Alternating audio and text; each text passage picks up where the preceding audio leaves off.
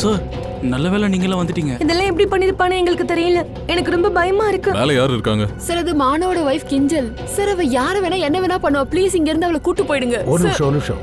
அவ எந்த ஃப்ளோர்ல இருக்கா? Sir 5th floor, flat number 504.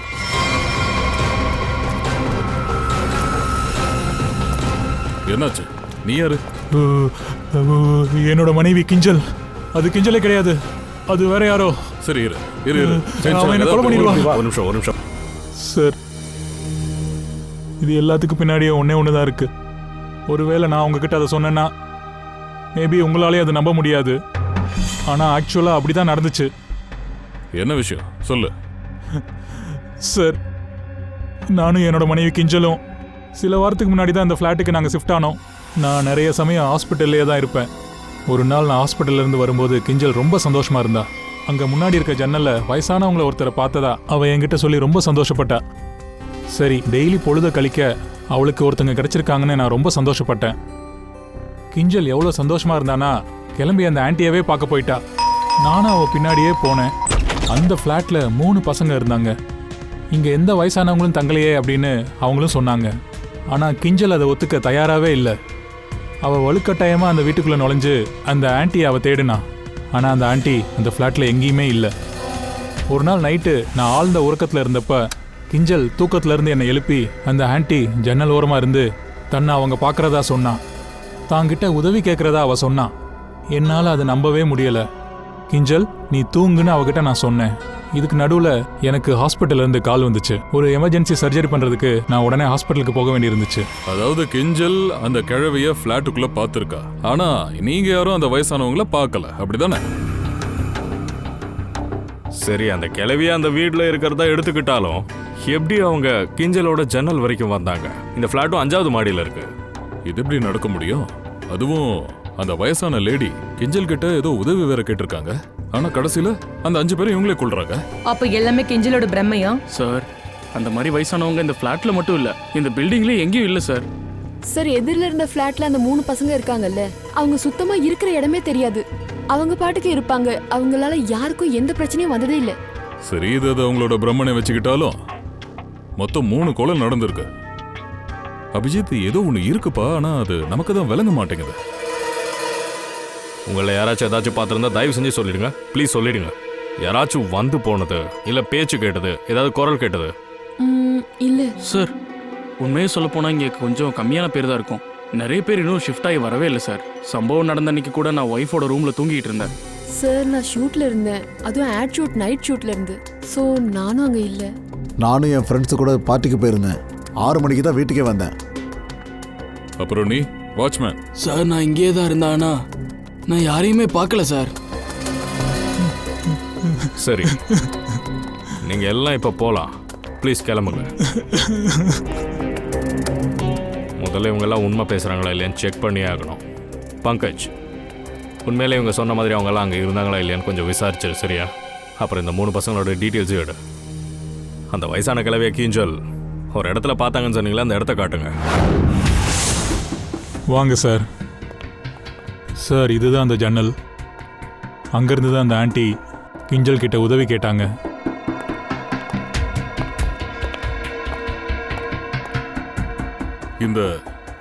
இந்த கண்ணாடியில கைரேகை கிளீனா இருக்கு.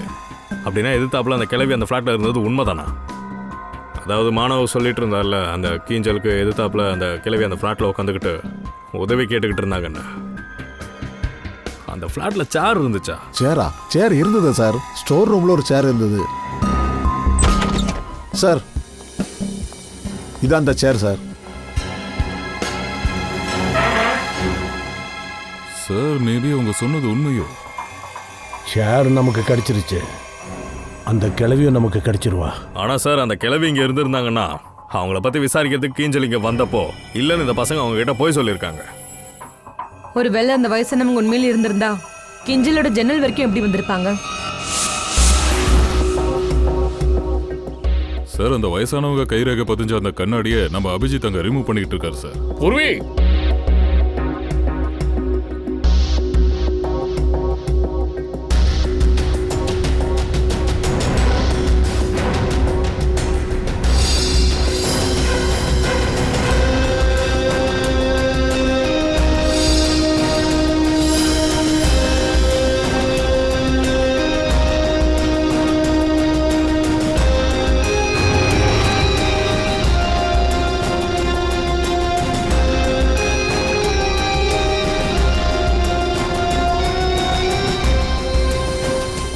மாணவன், நீ 5வது ஃப்ளோர்ல தானே இருக்க.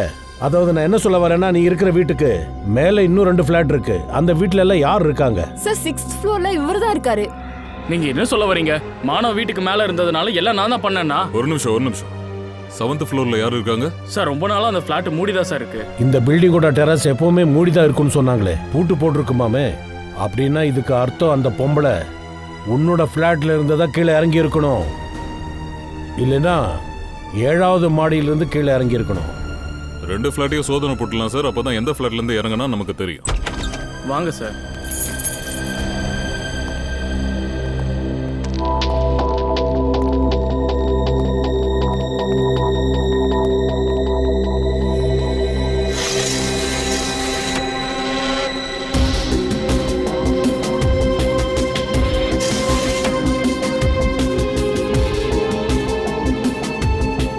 ரூமை பார்த்தா இங்க யாரும் தங்குற மாதிரியே தெரியல. அப்படி இருக்குது ரூம். ஆமா.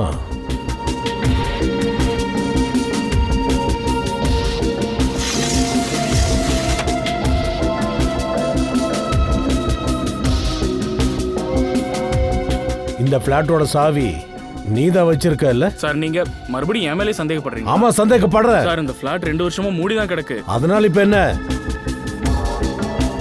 சார்? ஆ, இங்க பாருங்க, கயிறோட அடையாளம்.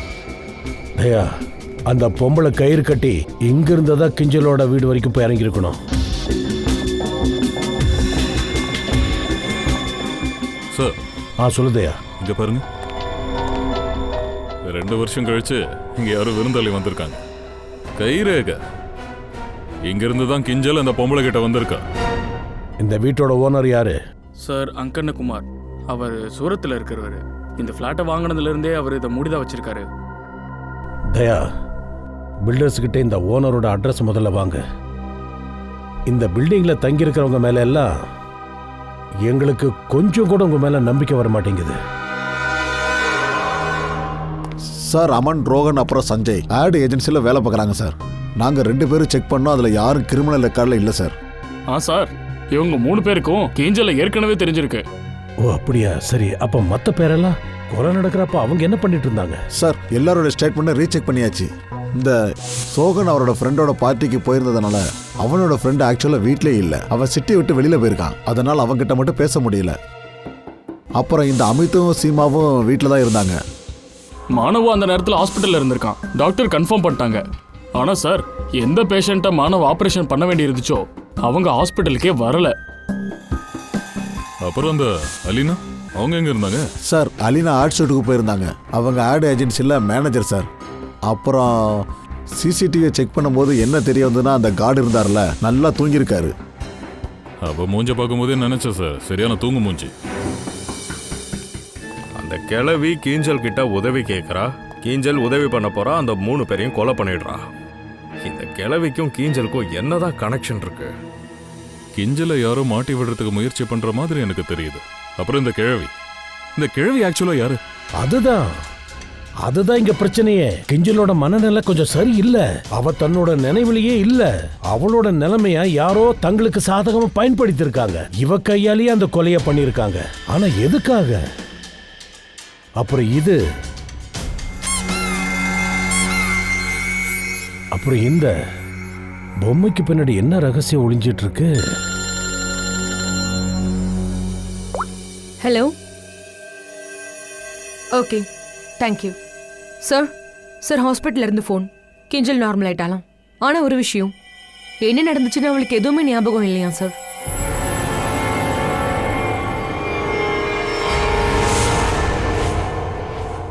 கிஞ்சல், உனக்கு ஒன்றும் பிரச்சனை இல்லைல்ல? ஆமா சார். ஆனா என்னாச்சு? நேத்து ராத்திரி உனக்கு அந்த கிழவி கண்ணில் பட்டப்ப அதுக்கப்புறம் என்ன நடந்துச்சு? நான் அவளை காப்பாத்துறதுக்கு நான் ஃபிளாட்டுக்கு போயிருந்தேன். ஆனா அதுக்கப்புறம் என்ன நடந்ததுன்னு எனக்கு எதுவுமே ஞாபகம் இல்லை. என்னோட ஜன்னலுக்கு அவ எப்படி வந்தான்னு எனக்கு கொஞ்சம் கூட புரியவே இல்லை. கிஞ்சல், உங்களுக்கு ஞாபகம் இருக்கா? உங்க கையில் ஒரு ராடு இருந்தது. ராடு. அப்புறம் உங்க ட்ரெஸ் முழுக்க ரத்தக்கரை படிஞ்சிருந்தது. அப்புறம் ஏதோ ஒன்ன சொல்லிக்கிட்டே இருந்த நீ. என்னை காப்பாத்துங்க, என்னை காப்பாத்துங்க சார். ராடா? ரத்தமா? சார், நான் என்ன உளறிட்டு இருந்தேன்னு கூட எனக்கு ஞாபகம் இல்லை. எனக்கு எதுவுமே ஞாபகம் இல்லை. சரி டாக்டர் சார், கொஞ்சம் இப்போ கிஞ்சலுக்கு ஆக்சுவலா என்னதான் ஆச்சு? சார், நான் இவங்க கிட்ட பேசிட்டேன். இவங்களுக்கு ஃபுல்லா செக்கப்பும் பண்ணிட்டேன். பாக்கி எல்லாமே நார்மலா தான் இருக்கு. ஆனா மூளை லெவல்ல கொஞ்சம் பிரச்சனை இருக்கு. இவங்களால அவங்க மனசு அடக்க முடியல. இவங்களுக்கு வைத்தியமும் போயிட்டு இருக்கு. சார், இவங்க பிளட் ரிப்போர்ட்ஸ்ல என்ன தெரிய வருதுன்னா, இவங்களுக்கு சில மாத்திரைகள் பல ஆண்டுகளா கொடுக்கப்பட்டிருக்கு. கிஞ்சல், கொஞ்சம் இதை பாரு. எங்களுக்கு அந்த ஃப்ளாட்ல இருந்து இது கிடைச்சது.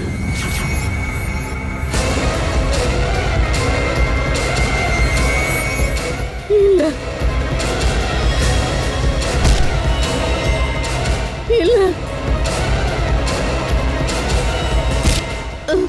என்ன போக விடுங்க. கிஞ்சல், கிஞ்சல், என்னம்மா பண்ற நீ? கிஞ்சல், நான் சொல்றத கேளு. கிஞ்சல், ஒண்ணு இல்ல.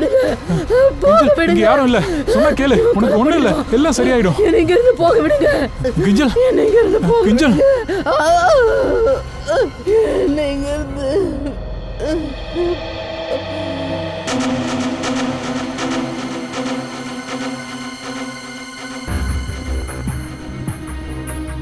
மானவ், இங்க பாரு.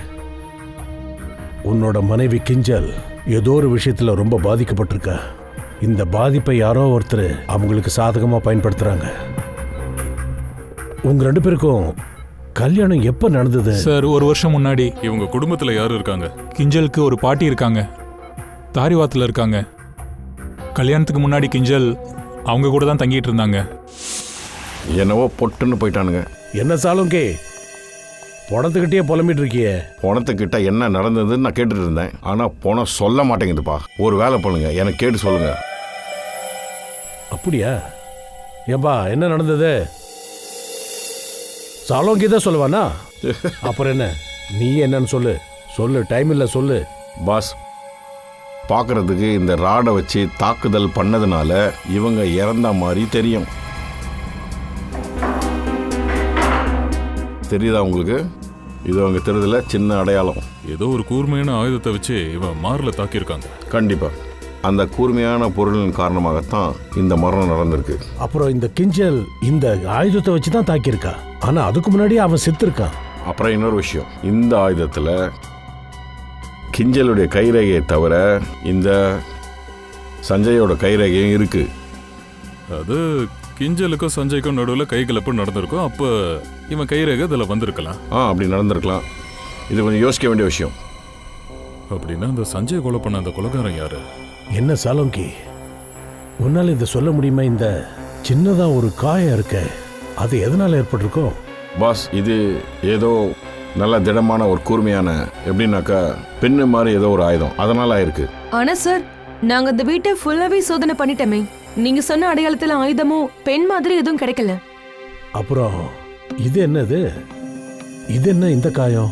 பாஸ், எனக்கு தெரிஞ்சு இது நான் சொன்ன மாதிரி அந்த பெண்ணு மாதிரி ஏதோ ஒரு ஐட்டத்தை வச்சு அட்டாக் பண்ணும்போது அப்போ அந்த கையோட நகத்தால் இது உருவாகிருக்கு. ஆக்சுவலாக வந்து தாக்கும்போது எவ்வளோ வேகமாக தாக்கியிருக்காங்கன்னா அந்த நகத்தோட பீஸ் இதில் கிடச்சிருக்கு. சார், கிஞ்சல் ஒரே ஆளை 2 ஆயுதத்தால ஏன் கொலை பண்ணிருக்கணும்? அதாவது சார், அங்க வேற யாரோ இருந்திருக்காங்க. ரோகானியும் அமரியும் சஞ்சய் தான் கொலை பண்ணியிருக்கா. 2 பேரோட ரத்த துளிகள் கிடைச்சிருக்கு. சார், அப்படின்னா சஞ்சய இந்த சின்ன ஆயுதத்தால யார் தாக்கியிருப்பாங்க? ஒரு தடவை இறந்ததுக்கு அப்புறம் இந்த ராடை வச்சு எதுக்கு சஞ்சய் அடிச்சிருக்கணும்? சார், ஒருவேளை இப்படி இருக்குமோ, சஞ்சய் ஏற்கனவே இறந்துட்டான்னு கிஞ்சலுக்கு தெரியாம இருந்திருக்கும்.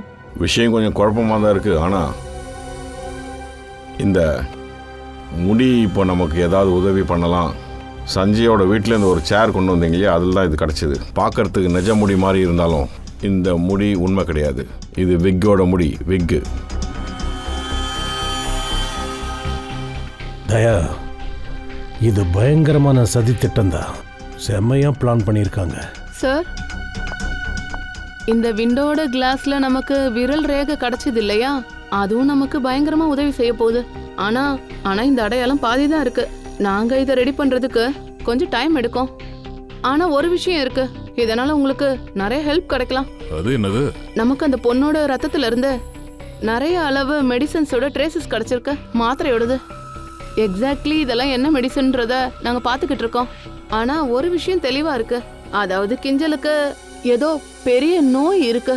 அதுக்கு அவ பல வருஷமா வைத்தியம் பார்த்துக்கிட்டு இருந்திருக்கா. அது ஹாஸ்பிட்டல்ல கிஞ்சலோட நிலைமையை பார்க்கும்போது எங்களுக்கு புரிஞ்சிருச்சு. கிஞ்சல் இவளுக்கு என்ன மாதிரி நோய் இருக்குன்னு முதல்ல நாம தெரிஞ்சுக்கணும். கிஞ்சல், இதை பாருங்க மீனாட்சி, நாங்க சிஐடியிலேருந்து வரோம். மானவ் சொல்லிதான் உங்களை பத்தி எங்களுக்கு தெரிய வந்தது. அதாவது நீங்க கிஞ்சலோட சிஐடியில இருந்தா? ஆமா, நான் கிஞ்சலோட பாட்டி. அவளுக்கு என்னாச்சு? நேத்துல இருந்து நான் மாணவுக்கு ஃபோன் போட்டுட்டே இருக்கேன், அவன் எடுக்கவே இல்லையே. எல்லாம் ஓகே தானே ஆபீசர்ஸ்? மேம், ஆக்சுவலி மாணவுக்கும் கிஞ்சலுக்கும்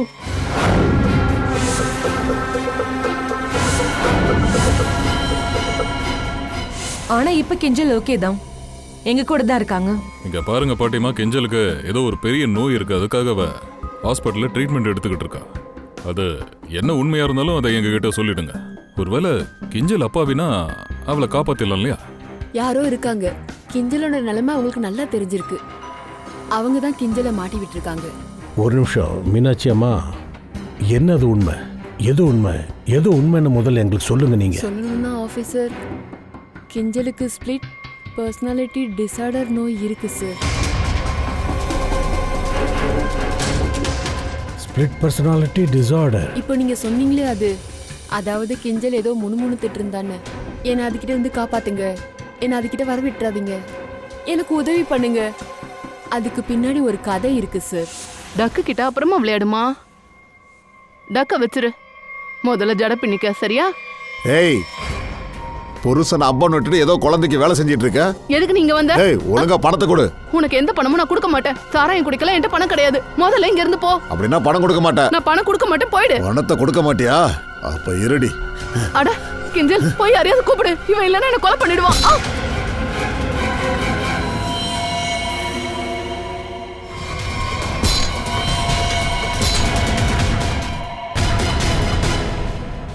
அந்த சம்பவத்துக்கு பிறகுதான் கிஞ்சல் தன்னை பிந்துன்னு நினைக்க ஆரம்பிச்சா. பிந்துவை ஞாபகப்படுத்துற எல்லா பொருட்களையும் நாங்க இந்த வீட்ல இருந்து எடுக்க ஆரம்பிச்சோம். இந்த பொம்மையை கொஞ்சம் பாருங்க. ஐயோ, பிந்து கிஞ்சலுக்கு ஒரு பொம்மை கொடுத்தாலே அது இதுதாங்க. 6 வயசுல இருக்கும்போது கொடுத்தது இது. இத பார்த்தானா கிஞ்சலுக்கு பிந்து ஞாபகம் வந்துரும். நான் இத மறைச்சு வச்சிருந்தேங்க. ஆனா சார், இது உங்களுக்கு எங்க இருந்து கிடைச்சது? இந்த பொம்மை எங்களுக்கு எங்க கொலை நடந்ததோ அந்த ஃபிளாட்ல இருந்து கிடைச்சது. அப்படின்னா சார், இந்த பொம்மையை யாரோ கிஞ்சல் கிட்ட வேணும்னே ட்ரிகரா பயன்படுத்தியிருக்காங்க. ஆமா மேம், கிஞ்சலோட நோயை பத்தி வேற யாருக்கெல்லாம் தெரியும்? ஜஸ்ட் எனக்கு தெரியும். அப்புறம் இங்க ஒரு டாக்டர் இருக்காரே, அவருக்கும் அவளை பத்தி தெரியும்.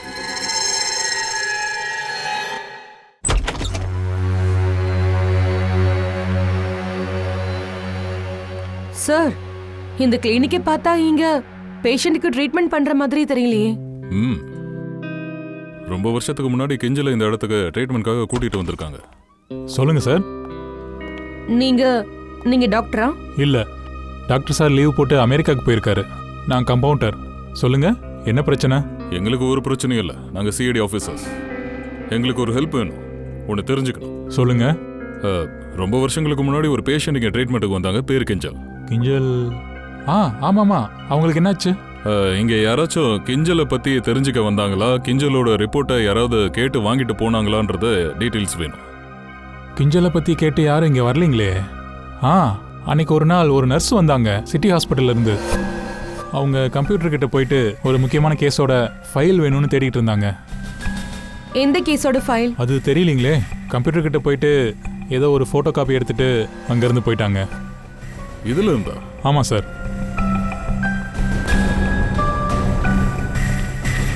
இதை பார்த்தா ரொம்ப நாளைக்கு யூஸ் பண்ண மாதிரியே தெரியலையே. இது ஆன் ஆகுதா? டாக்டர் சார் போனதுலேருந்து இந்த ஸ்கேனர் ஆஃபில் தான் இருக்குது. அப்புறம் இன்னொரு விஷயம், கடைசியாக அந்த நர்ஸ் தான் இந்த பிரிண்டரை யூஸ் பண்ணாங்க. அப்படியா? சொல்லு சாலுக்கே, சொல்லு. பாஸ், ஃப்ளாட்டோட சுவிட்ச் போர்டு அப்புறம் ஜன்னல்லேருந்து கிடைச்ச கைரேகைகள் அதன் மூலம் ஒரு அதிர்ச்சியான விஷயம் தெரிய வந்திருக்கு. என்னது? அப்படி என்ன அதிர்ச்சியான விஷயம் தெரிய வந்திருக்கு? பாஸ், நம்ம நினைக்கிற மாதிரி அவங்க 2 பேர் மேலே இருந்த கைரேகைகள் யாரோ பெண்ணோடது கிடையாது, மாறா ஒரு ஆம்பளையோடது. என்ன? சரி சரி, ஓகே. என்ன சார்? அபிஜித், நாம நினைக்கிற மாதிரி கதையில வந்தது அந்த கிழவி இல்ல. சலோக்கு என்ன சொல்றாருன்னா, கீஞ்சல் யார கிழவின்னு நினைச்சிட்டு இருந்தாலும் அவ பொம்பளையே இல்லையா, ஆம்பளையா. ஆம்பளையா? சார், ஆ, நான் அதை தேடி கண்டுபிடிச்சிட்டேன். என்னத்தை தேடி கண்டுபிடிச்சீங்க? சார், அந்த பொம்பளையா? எந்த பொம்பளை பத்தி சொல்ற ஃப்ரெடி? சார், ரெஷினா டவர் பிளாட் முதலாளியே நான் தேடி கண்டுபிடிச்சிட்டேன் சார்.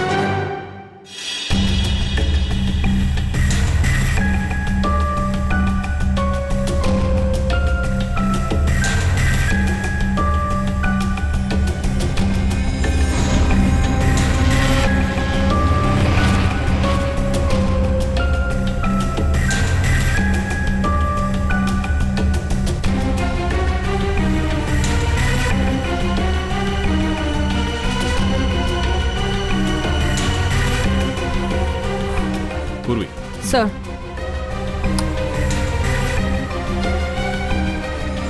இங்க பாரு. ஒவ்வொரு குற்றவாளியும் ஏதாச்சும் ஒரு தடயத்தை விட்டுட்டு தான் போவான். எப்படின்னா இவன் தான் கைரேகை விட்டுட்டு போன மாதிரி. உங்க எல்லாருக்கும் என்கிட்ட அப்படி என்ன வேலை ஆக வேண்டியது இருக்கு?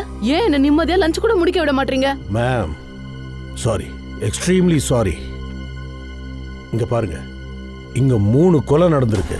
அதை பத்தி உங்ககிட்ட எந்த கேள்வி கேட்டாலும் அதுக்கு நீங்க சரியான பதிலை மட்டும் சொல்லிடுங்க. உங்க பிளாட்டோட சாவி யார் யார்கிட்டலாம் இருக்கும்? 3 கொலைங்களா? ஆனா என்னோட பிளாட்டுக்கும் அதுக்கும் என்ன சம்பந்தம்? அவன் என்ன பண்ணா? அவன் என்ன பண்ணானா? அவன் யாரு?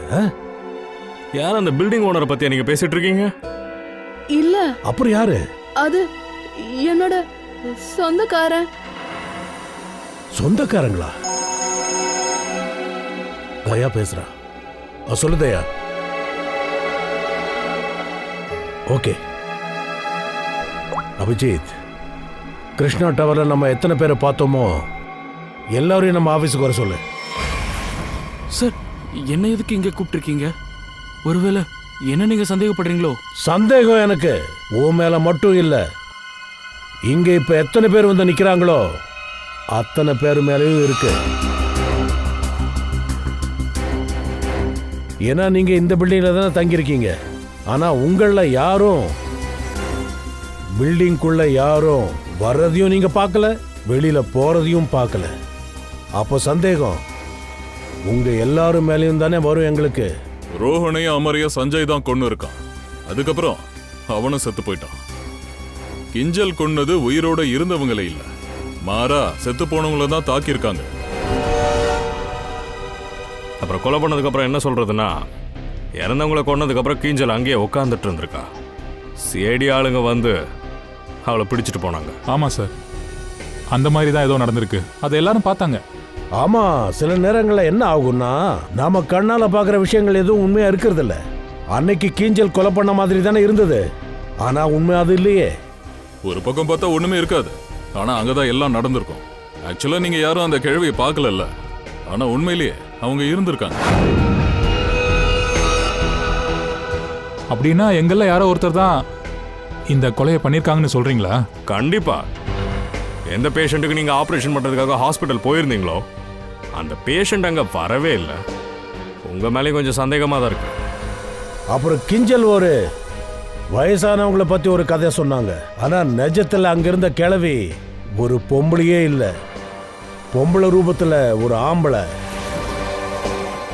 அந்த ஆளை காப்பாத்ததா கீஞ்சல் கிளம்பி அந்த பிளாட்டுக்குள்ள போறா. ஆனா அந்த பிளாட்டுக்குள்ள அவ பார்த்தது கொலை செய்யப்பட்ட 3 சடலங்கள். அப்புறம் கீஞ்சல் அவங்கள தாக்குறா. அப்புறம் பழியெல்லாம் கீஞ்சல் மேலதான் வந்து சேரும். ஆனா மாணவுக்கு தன்னோட ஒய்ஃப்க்கு இருந்த நோயை பத்தி தெரியவே தெரியாது அப்படின்னு அவரே சொல்லிக்கிட்டு இருக்காரு.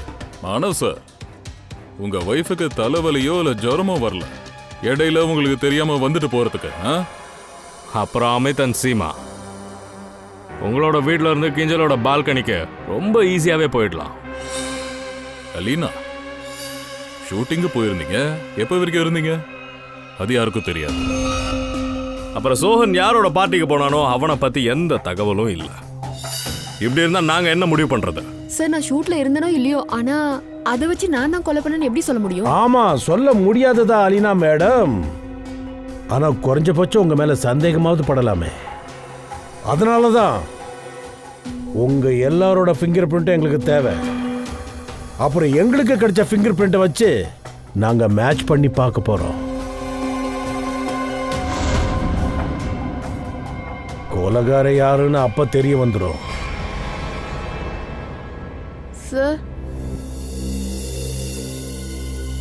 நான் ஃபர்ஸ்ட் ஃபிங்கர் பிரிண்ட்ஸ் கொடுக்க நினைக்கிறேன்.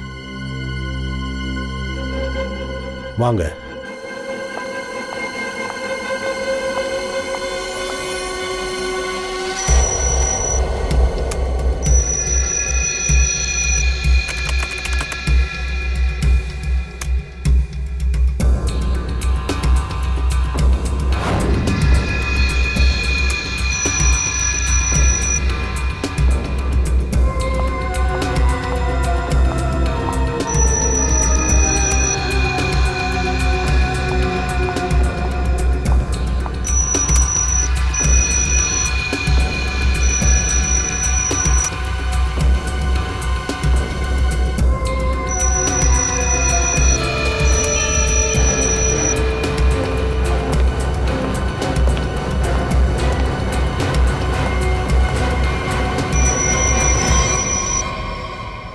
ஒரு ஃபிங்கர் பிரிண்ட் கூட மேட்ச் ஆகலையே. என்னது இது? எனக்கு ஒண்ணுமே புரிய மாட்டேங்குது. நீங்களே பாத்தீங்களா, யாரும் எதுவும் பண்ணல. சார், இப்ப நாங்களாம் வீட்டுக்கு போலாமா? சரி, கிளம்புங்க.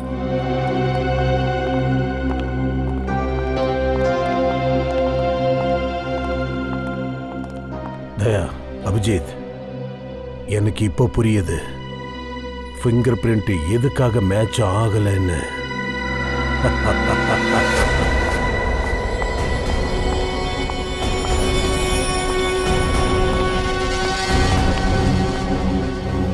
சார், நீங்கெல்லாம் எப்படி இங்க? நீங்க ஷூட்டிங்ல ரொம்ப பிஸியா இருப்பீங்கல்ல, அதான் நாங்களே உங்களை பார்க்க வந்துட்டோம். சரி, ஆனா எதுக்கு இங்க? என் வீட்டோட சவியை நீ இவளுக்கு தான் கொடுத்தியா? இப்ப புரியுதா? இப்ப கூட உனக்கு நடந்தது புரியலன்னா நாங்க சொல்றோம் என்னன்னு. சார், ஒரு ஃபிங்கர் பிரிண்ட்ல பிரச்சனை இருக்கு. யாரோடது இது? அலீலாவோடது. ஒருவேளை அலீனா தன்னோட ஃபிங்கர் பிரிண்ட்ல ஏதாவது பூசியிருப்பாளா? நீதான் அந்த கிளினிக்கு போய் கிஞ்சலோட நோயை பத்தி தெரிஞ்சுக்கிட்டு இருந்திருக்க. அதை மிஸ்யூஸும் பண்ணிருக்க. சஞ்சயை கொண்டது நீதான். அதுக்கப்புறம் நீதான் சோன் பிளாட்டோட சாவியை எடுத்து சஞ்சய் கிட்ட கொடுத்துருக்க. சஞ்சயோட ஃபிங்கர் பிரிண்ட் அப்புறம் 7th ஃப்ளோர்ல அங்கனாவோட ஃபிளாட்ல கிடைச்ச ஃபிங்கர் பிரிண்ட் உன்னோட நல்லா மேட்ச் ஆகுது. அந்த கிழவியா நடிச்சது சஞ்சய் தான். இது எல்லாத்தையும் பண்ணது நீ தானே? ஆமா, நான் தான் இது எல்லாத்தையும் பண்ணேன். என்ன மானவ், சாருக்கு ஃபுல்லா நடந்தது சொன்னியா? ஒன்றும் பிரச்சனை இல்லை சார். ஆக்சுவலி இது இது எல்லாத்துக்கும் காரணம் மானவ் தான். இவன் காதலிச்சது என்னவோ என்னதான், ஆனா இவன் கல்யாணம் பண்ணிக்கிட்டது அந்த பைத்தியக்காரி கிஞ்சல். இவங்க 2 பேரும் சேர்ந்து என் வாழ்க்கையே கெடுத்துட்டாங்க. அதனால நான் இவங்களை பழி வாங்கணும்னு நினைச்சேன். ஜஸ்ட் அதுக்காக தான். கிழவியா நடிக்க வைக்கிறதுக்கு சஞ்சய் எப்படி சம்மதிக்க வச்ச? சஞ்சய் என் ஆஃபீஸ்ல இருந்த எம்ப்ளாயி, நான் அவனோட எக்ஸ் பாஸ். அவனை ஒரு சின்ன ஃப்ராட் கேஸ்ல மாட்டி விட்டேன். அதனால அவன் என்ன வேணாலும் பண்ண தயாராயிட்டான். அலினா, நான் ரொம்ப பெரிய தப்பு பண்ணிட்டேன். ப்ளீஸ் இந்த கேஸ்ல என்னை மாட்டி விட்டுறாத. உனக்கு நல்லாவே தெரியும் நான் எதுவுமே பண்ணல. ஏன் நீயும் உன்னோட ஃப்ரெண்ட்ஸும் என்ன மாட்டி விட்டுறதுக்கு முன்னாடி யோசிச்சு பாத்தீங்களா? அலினா, அதுக்கு ரொம்ப சாரி. ப்ளீஸ் என்னை காப்பாத்து. நான் என்ன வேணா பண்ண தயாரா இருக்கேன். எது வேணாலும் பண்ணுவியா? நீ எப்படி சொல்றியோ நான் அப்படியே பண்றேன். எனக்காக நீ கொலை பண்ணுவியா? கொலையா? ஆமா, உன்னோட அந்த ஃப்ரெண்ட் இருக்கான்ல, அவன் யாரு? ரோஹன், அப்புறம் அமர். ஜஸ்ட் நீ அவங்க கூட கிருஷ்ணா டவருக்கு ஷிஃப்ட் ஆகணும். அங்க நான் சொல்ற ஃபிளாட்டுக்கு மாறு. அதுக்கப்புறம் என்ன பண்ணணும்னு நான் உன்கிட்ட அப்புறமா சொல்றேன். ஓகே?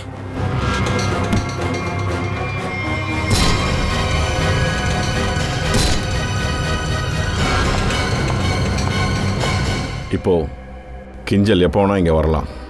இன்னும் வேலை பாக்கி இருக்கு. என்ன வேலை?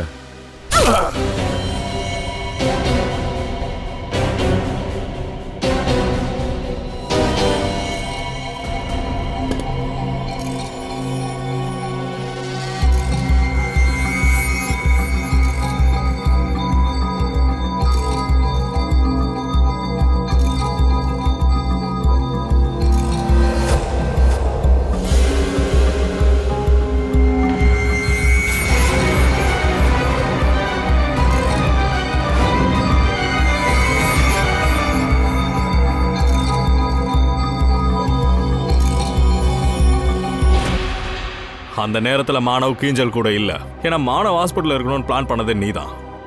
பட் ஆக்சுவலி அங்கே பேஷண்ட்டே வரல. இவன் ஃபுல் நைட்டும் ஹாஸ்பிட்டல்லே இருக்கணுன்றதுக்காக நான் அப்படி பண்ணேன். அதே மாதிரி மாட்டிக்கிட்டான். நானும் என்னோட வேலையை முடிச்சிட்டேன். கிஞ்சலுக்கு பைத்தியம் பிடிக்கல. மாறா உனக்கு தான் பைத்தியம் பிடிச்சிருக்காளினா. நீ தான் ஒரு நோயாளி. உனக்கு பகை மானவ் கீஞ்சல் மேலே தானே. அந்த 3 பசங்க என்ன பண்ணாங்க? நீ எதுக்கு அவங்கள கொலை பண்ண? ஆனா சார், அவங்க 3 பேரும் நல்லவங்க கிடையாது. நான் முதல்ல எங்க வேலை பார்த்துட்டு இருந்தனோ அங்கதான் அவங்களும் வேலை பார்த்துட்டு இருந்தாங்க. ஃப்ராட் பண்ணிருக்காங்க. 3 பேரும் சேர்ந்து என்னை ஏமாத்திருக்காங்க. அங்க ஆபீஸ்ல என் பேரே கெடுத்துட்டாங்க. எனக்கு பெரிய அவமானம் நடந்து நான் ஆபீஸ்ல இருந்து நீக்கப்பட்டேன். அதுக்கு நான் பழி வாங்கி தானே ஆகணும். அதுல இவனையும் ஏன் சேர்த்துக்க கூடாதுன்னு நினைச்சேன். இந்த சோகன் இவன் என்னை காதலிச்சிட்டு இருந்தான். அங்கிதாவோட பிளாட் கீ கேட்ட உடனே இவன் காதல் மயக்கத்துல ஈஸியா என்கிட்ட கொடுத்துட்டான். அவ்வளவுதான். அந்த 3 பேரோட சேர்ந்து இந்த மாணவியும் நல்லா வச்சு பழி வாங்கலான்னு முடிவு பண்ணேன். அதுதான் நான் செஞ்சேன். இந்த மாணவ உயிரோட விட்டதுதான் நான் பண்ணதுலே பெரிய தப்பு. கொஞ்சம் சரியா திட்டம் போட்டு இவனையும் நான் போட்டு தள்ளியிருக்கணும். பழி வாங்கணுன்ற உணர்ச்சியில நீ 3 கொலை பண்ணியிருக்க. இதுல இருந்து என்ன கிடைச்சது உனக்கு? இதுக்கப்புறம் வாழ்க்கை பூரா துரு பிடிச்ச காம்பிக்கு பின்னாடியே போய் வாழு.